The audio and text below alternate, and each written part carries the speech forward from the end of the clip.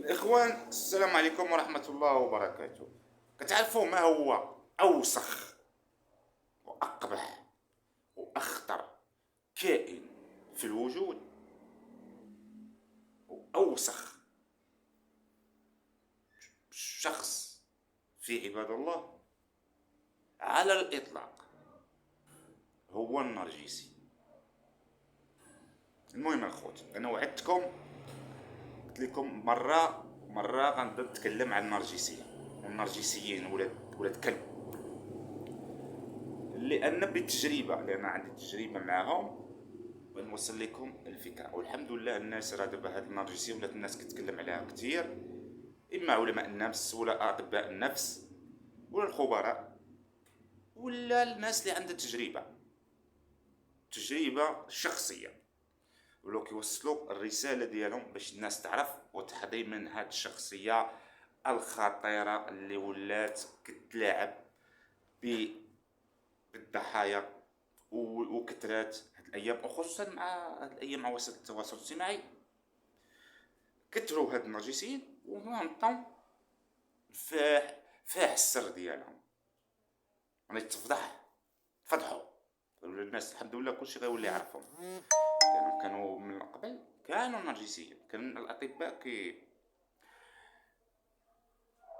يعني كيحلوا كيعرفوا اشنو هو النرجسيه وشنو في عقله وكيفاش كيفكر، ولكن ما كانوش معروفين. دابا تعرفوا، والحمد لله حتى العلم تقدم وعرف اشنو هو النرجسيين. وراه بسبب الناس والخبراء واطباء النفس الناس اكتشفت بان كانوا مع نرجسيين. الحمد لله انهم دار كل امر قبل ما يفوت الاوان. وكاين الناس اللي باقا مسكينه عايشه في هاد الفخ ديال النرجسي. المهم النرجسي قلت لكم، والمشكل ديال النرجسي انه حتى الدماغ ديالو الهيئه ديال التكوين ديال الجسم ديالو حتى هو من اقبح واوسخ الاشياء. هو كله على نفسه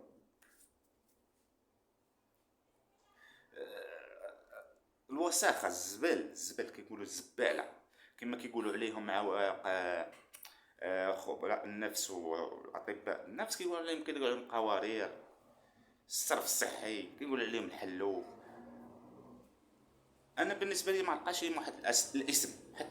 حتى سقراط، في يامات سقراط كان هاد النرجسيين واكتشفهم سقراط بالفلسفه ديالو وسماهم الحيوان الاكبر. ولكن ما نقدرش نقول لهم انا واحد التسميه، ما يستاهلوا التسميه هادو. على الاقل القوارير عندها دور والحلوف ها حيوان، المهم هو عنده دور، ولكن هادو اش عندهم؟ اخطر من ابليس. على الاقل ابليس راه كيوسوس القران ويمشي.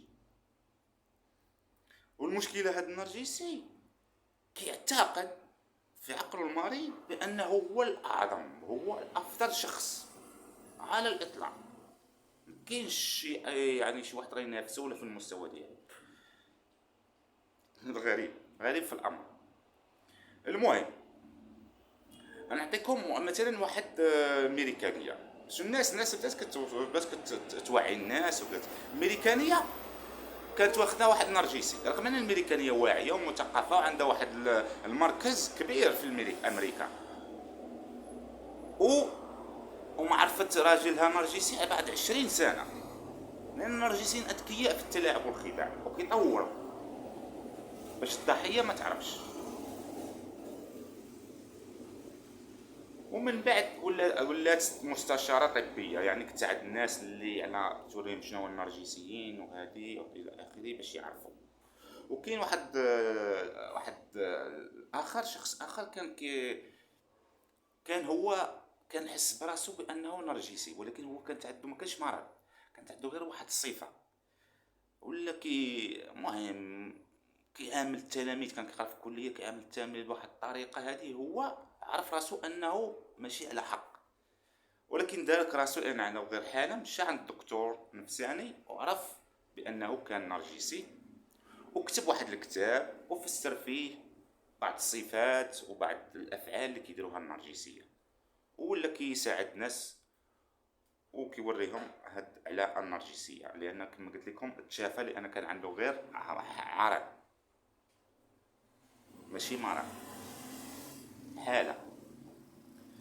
المهم نكملوا الاخوان، لان النرجسي هو بحد ذاته اش كيختار الشخص الطيب،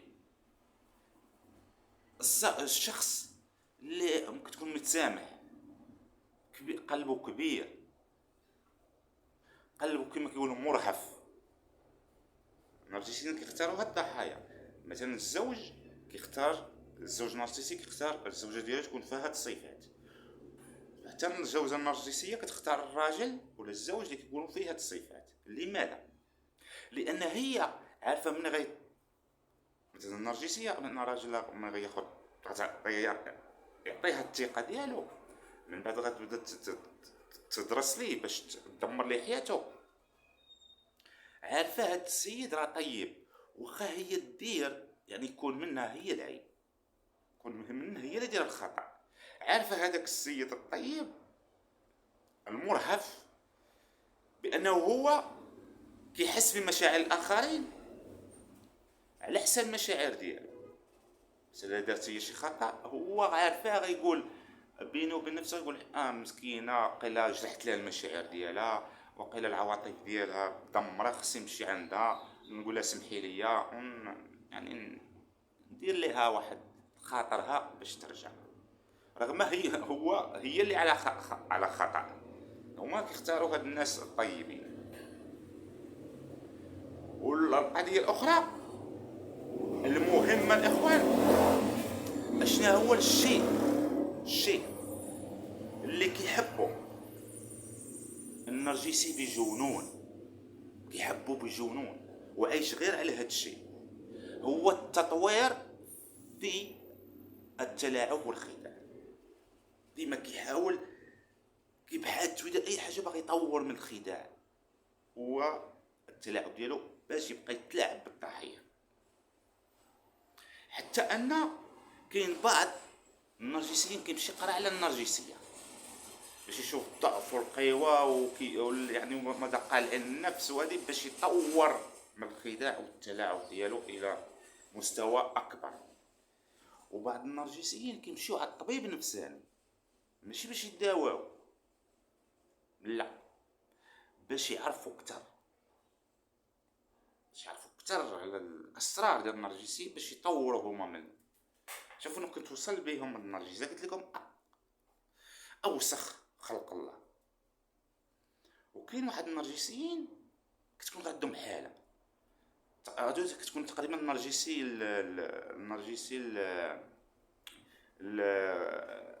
الخفي. النرجسي الخفي قلال كيمشيو على الطبيب النفسي، كيبغي يعرف هو، ولكن هادو اكثريه كيمشي حصتين وما كيكملش، كيبغي يتعالج ولكن ما كيحاولش يكمل. قليل اللي كيكمل في هذا العلاج ديال هاد النرجسيين، قليل، ناس قلال. المهم كما قلت لكم الهدف ديالهم هو التطوير، يبقاو يطور ديما بالخداع باش يخدعوا الضحيه. ولكن اشنا هو يعني الدواء ديال النرجسي، الدواء لمواجهه النرجسي، عرفتوا شنو هو الاخوان؟ هي اللامبالاه، ماشي التجاهل، لا مبالاه. يعني تبقى تهضر مع النرجسي، يعني عندك انت مثلا راجل عنده مراه نرجسيه، يبقى يهضر معاها عادي غير ما يتعصب، يعني يعني يهضر معاها بلا مبالاه. يعني بمعنى لا مبالاه يعني بدون شعور، بدون مشاعر، بدون عاطفه. انت راه كيبغيها ولا حتى باش دير لها مشاعر ولا يضعف قدامها. بالعكس، ان النرجسي عاد كيجي هو يتقوى، لا خصو يدير لا مبالاه، يهضر معاه عادي، ما يحسوش بانه عنده هذيك يعني هذيك المكانه في قلبه ولا هذيك المكانه في حياته. لا مبالاه، الاهمال، ماشي التجاهل، يبقى معاه ولكن بالاهمال. هذه هي الدواء ديال النرجسي. بحال اللي ما كاينش اصلا. هنا ملي كدير ليه هاد الطريقه ديال اللامبالاه كيبقى هو النرجسي بوحدو ولا النرجسيه بوحدها بنفسها، كتبدا تخرج لك من حياتك، تفك منها، ترتاح منها. هذا هو الحل ديالها. هذه الاولى. والحاجه الاخرى كما قلت لكم، هاد النرجسي انا اكيد والله اعلم، ولكن من بعد غيكتشفوا ان ما يمكنش ما نكونوش مذكورين في القران، لان الشخصيه اللي كتادي اكثر من ابليس واللي كتحطم الضحيه ديالها، الضحيه اللي كيكون تاق فيها كيبغيها، هي اللي كتحطم، لان كتلذذ بهذا الشيء. يعني هاد الشخصيه اللي كتدمر الانسان، وربي ما كيبغيش عباده يتدمر من هاد الحيوانات. هادو حيوان واحد اكثر من الحيوانات يكونوا مذكورين في القران. ربما بالنسبه لي انا يكونوا هما اللي قال لهم في قلوبهم مرض وزادهم الله مرضا، يعني صافي بقاو بحال هكا حتى يموتوا. وفعلا هما كيبقاو ما كيتعالجوش، ما كيتغيروش، هاد النرجسي كيبقاو بحال هكا حتى يموتوا.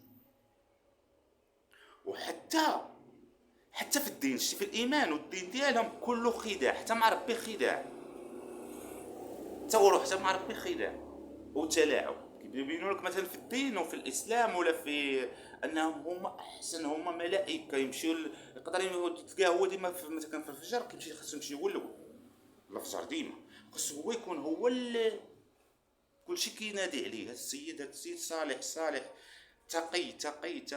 ما قال لا، ما قال الرسول بافراط. كنا يعني كل انسان كيمشي يصلي الفجر، كلشي كيهدر القران، يقرا القران، كلشي، ولكن هذا كيدير واحد افراط مبالغ فيه. لما هو خاص يكون في القمه، وهو خاص ديما يكون المدح ومدحوه، ويقولوا هذا الشيخ شوف سبحان الله، وهو من الداخل ديالو فارغ، هو غير باغي باش الناس باغي التباهي، هذا هو همه. اما الايمان عنده داخل، اما كاين لا ايمان ولا احزان. راه هادو ملي كيقول عليهم في القران واذا خلوا الى شياطينهم، كيبان له قدام الناس راه الايمان والتقوى، ولكن كيخليو الشيطان هم كيديروا العجائب والغرائب اللي ما يديرهاش ابليس براسو. المهم هذه راه طرات لواحد، نعطيكم مثال باش نحلل لكم، باش نقرب لكم الصوره. هذا واحد كان تابع واحد الامام ديال شيخ ديال الامام صالح تقي، وكان تايق فيه الى درجه عمياء. شيخنا وديما كيهضر معاه في اي فين ما مشى كيهضر على شيخو، هو التقي، شيخو هو اللي كيعرف كل شيء، شيخو. مع المده في مره من الايام مشى زارو للدار، لقى شيخو حاط البيره وداير بار، والدار كالقصار. هو كان يقول لهم تعفف ويعني الاقتصاد وهذه. مشى لقى عايش بحال هكاك. السيد اللي كان تابع تصدم، هبل. عاد شنو هي هبل؟ تصدع من هذاك الصدمه اللي شاف كيفاش كان كيشوف شيخو تافي، ولا شيخو اش كيدير. هذه قصه حقيقيه. المهم ماشي الوقت باش نهضروا على الاسماء وعلى. المهم انا بغيت قلت لكم حتى في الايمان راه مخادعين وكتلاعبوا حتى بالايمان.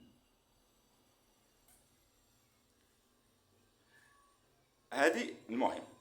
شوفوا، ما عندكم بلاش تخافوا. لماذا؟ علاش ما تخافوش من عند النرجسي؟ لان النرجسي كما قلت لكم هما الهدف ديالهم هو تطوير الخداع والتلاعب باش يبقاو يتلاعبوا بالضحيه بطريقه اخرى، بطريقه متطوره اخرى. وكاين ما نساوش بان كاين هناك علماء تما كيطوروا باش يعرفوا هاد النرجسيه. هادو كيطوروا، علماء النفس كيطوروا، وحنا والناس كتسمع من علماء النفس وكتجي تهضر هنا في الفيديوهات. يعني حنا تابعينهم واخا يطوروا حتى حنا نطوروا، كيما نطوروا حنا تابعينهم حتى نكتشفوا هاد الحقيقه ديال هاد النرجسي اللي محطب اللي باكين كيحطموا في الضحايا ديالو. اوكي، هادشي اللي كاين اخوت، حنا تابعينهم تابعين، والحمد لله راه كاين ناس كتهضر، والناس عندها تجربه كتهضر، والناس عندها عاشت مع النرجسي لسنين، عاشت مع النرجسي لسنين، راه باك تقول في الحقيقه يعني باش توصل الناس باش الناس تستافد.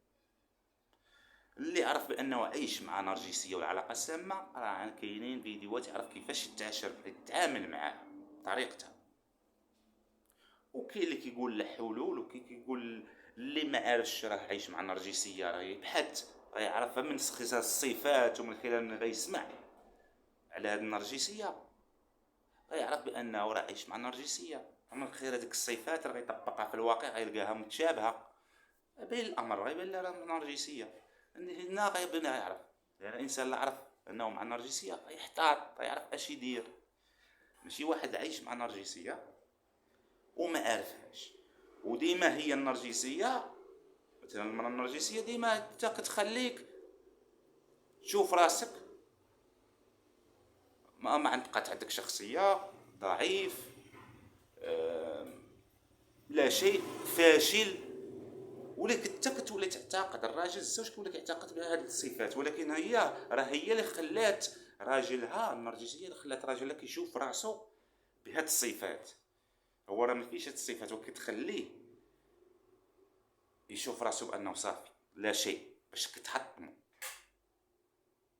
ومسائل كتير كتحطم فيه، كتخليه بولا شيء، حتى بانه باش ما تخليش انه يفكر في شي علاقه اخرى ولا في شي مرة اخرى، كدير ليه واحد السياسه، كتقول لي انت شكون غديها فيك، شو كي وليتي، شي راسو هادي كتحطم فيه حتى هو حتى درجه هو كيتيق يقول ما تبقى تشوف فيا حتى واحد، صافي هذيك الحاله النفسيه صافي كتدمر له، كتدخلو في واحد الفخ كيولي مدمر، بقى كيولي بحال قلتو شي واحد هذا راسو كيشوف مشى صافي، ولا شيء اخر. المهم هادي باش تحتاطوا منا الخوت، وياكم تدخلوا في هذا الفخ وتبقاو ضحيه النرجسي. فيقوا وعيقوا وعيشوا حياتكم،